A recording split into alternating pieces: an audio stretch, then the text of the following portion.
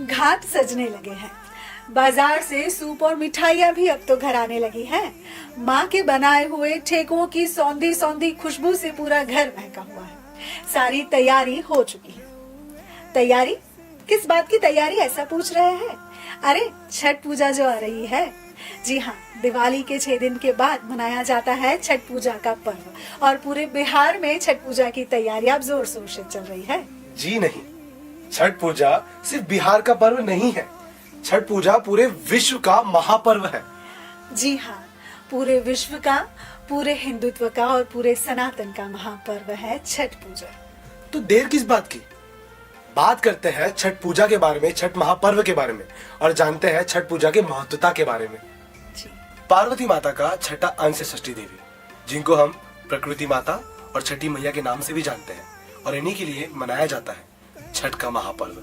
कहा जाता है कि छठी मैया जो है वो वालदा स्वरूप है और वो हमेशा बच्चों के ऊपर आशीर्वाद रखते हैं। इसीलिए बिहार की हर माता, हर बहन जो है अपने बच्चों के लिए ये महापर्व रखती है।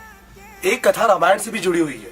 जब 14 वर्ष का वनवास खत्म करके श्री राम और सीता मैया अयोध्या आए, दिवाली के 6 दिन बाद राज सिंहासन सजा था और जहाँ पर श्री राम और सीता मैया ने सूर्य भगवान की पूजा की थी, तभी से इस छठ महापर्व को बनाने का सिलसिला चले आ रहा है। और एक कथा महाभारत से भी जुड़ी हुई है। कहा जाता है कि कुंती जी ने अपने पुत्रों की लंबी आयु के लिए जो है वो छठी मैया का व्रत किया था। साथ ही में सूर्य पुत्र कर्ण जो है वो सूर्य को अर्घ देते थे। तभी से छठ पूजा के दौरान सूर्य को अर्घ देने की प्रथा भी शुरू हुई थी। कोई और भी कथा है हमारी छठी मैया से जुड़ी हुई? जी हाँ, कहा तो ऐसा भी जाता है कि पौराणिक कथाओं के अनुसार एक राजा हुआ करता था। वो राजा के यहाँ कभी संतान नहीं होते थे और अगर संतान होते भी थे तो वो जीवित नहीं रहते थे। इसलिए उन्होंने यज्ञ किया, उन्होंने पूजा की और माँ छठी मैया को रिझाया। छठी मैया प्रसन्न हुई और उनके मृत बालक जो है उसको जीवन दान दिया और तभी से ये प्रथा चलती आ रही है और बिहार में पूरे धूमधाम से छठी मैया का पर्व मनाया जाता है। 3 दिन का ये पर्व होता है जिसमें बिहार की महिलाएं जो है वो सूर्य को अर्घ देती है और अपने बच्चों की लंबी उम्र के लिए छठी मैया से हमेशा कामना करती है। तो देखा आपने कितनी सारी पौराणिक कथाएं जुड़ी हुई है इस छठ महापर्व को लेकर।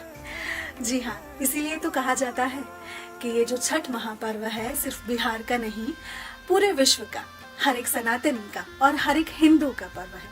ये तो कुछ ऐसी कथाएं थी जो हमको पता थी, पर ऐसी बहुत सारी कथाएं होगी जो हमको शायद नहीं भी पता होगी। अगर आपको पता है तो कमेंट करके जरूर बताइएगा। और जी हाँ, इस छठ महापर्व पे अगर आप घाट पे जाओ और पूजा करो तो हमें जरूर याद करना और हमें अपना आशीर्वाद रूपी प्रसाद जरूर पहुंचाना। युग अभियान टाइम्स के हर एक दर्शक को छठ महापर्व की हार्दिक हार्दिक शुभकामनाएं।